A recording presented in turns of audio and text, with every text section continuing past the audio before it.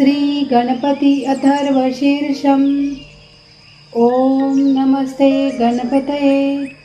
त्वमेव प्रत्यक्षं तत्त्वमसि, त्वमेव केवलं कर्तासि, त्वमेव केवलं धर्तासि, त्वमेव केवलं हरतासि, त्वमेव सर्वं खल्विदं ब्रह्मासि। त्वं साक्षादात्मासि नित्यं ऋतं वच्मि सत्यं वच्मि। त्वं माम अववक्तारम् अवश्रोतारम् अवदातारम् अवधातारम् अवानुचानमवशिष्यम् अवपश्चातात् अवपुरस्तात् अवचोत्तरातात् अवदक्षिणातात् अवचोर्ध्वातात् अवधरातात् सर्वतो मां पाहि पाहि समन्तात्।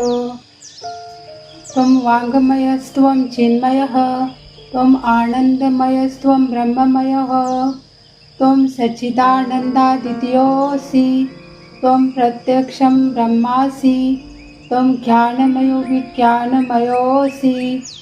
सर्वं जगदिदं त्वत्तो जायते, सर्वं जगदिदं त्वत्तस्तिष्ठति, सर्वं जगदिदं त्वयैलेष्यति, सर्वं जगदिदं त्वयि प्रत्येति।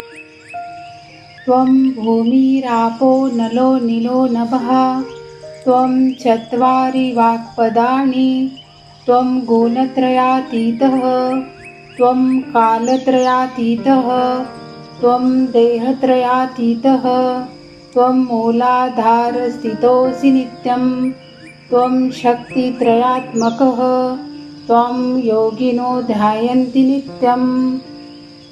त्वं ब्रह्मा त्वं विष्णुस्त्वं रुद्रस्त्वम् इन्द्रस्त्वम् अग्निस्त्वं वायु, त्वं सूर्यस्त्वं चन्द्रमा, त्वं ब्रह्मा भूर्भुवस्वरोम। गणादिं पूर्वमुच्चार्य वर्णादिं तदनन्तरम् अनुस्वारः अरतरः अर्धेन्दुलसितं तारेण रुद्धम् एतत्तव मनुस्वरूपं। गकारः पूर्वरूपम्, अकारो मध्यमरूपम्, अनुस्वारचान्त्यरूपं, बिन्दुत्तररूपं, नादः सन्धानं संहिता सन्धिः। शैषा गणेशविद्या गणकऋषिः, निःश्रद्ध गायत्री छन्दः, श्रीमहागणपतिर्देवता। ॐ गम गणपतये नमः। एकदन्ताय विद्महे वक्रतुण्डाय धीमहि तन्नो दन्ती प्रचोदयात्।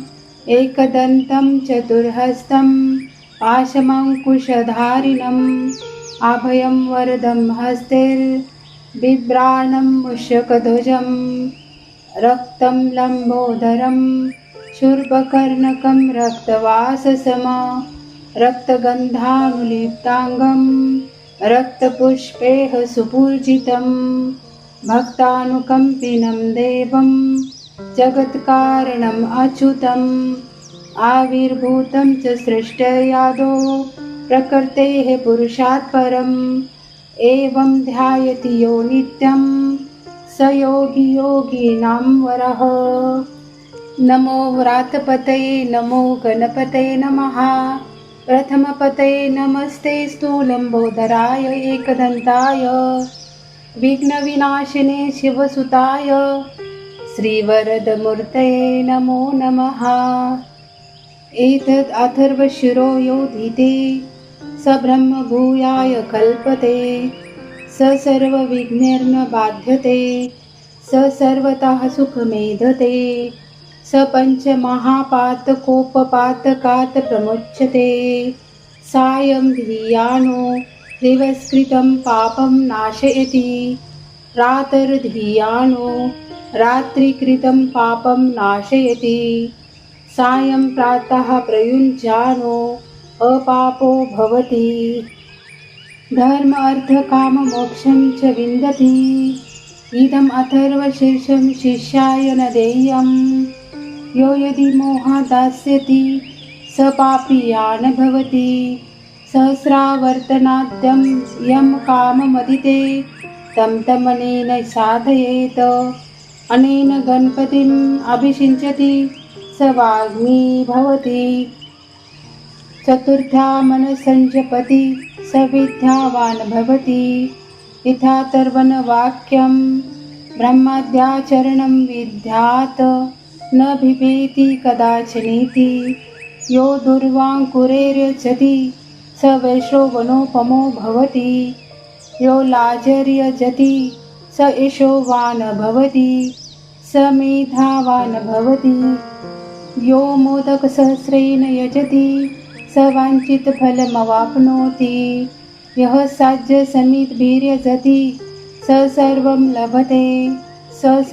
लभते अष्टो ब्राह्मणान् सम्यक् ग्राहयित्वा सूर्यवर्चस्वी भवति सूर्यग्रहे महानद्यां प्रतिमा सन्निधौ वाजपत्वा सिद्धमन्त्रो भवति महाविघ्नात् प्रमुच्यते महापापात् प्रमुच्यते महादोषात् प्रमुच्यते स सर्वविद्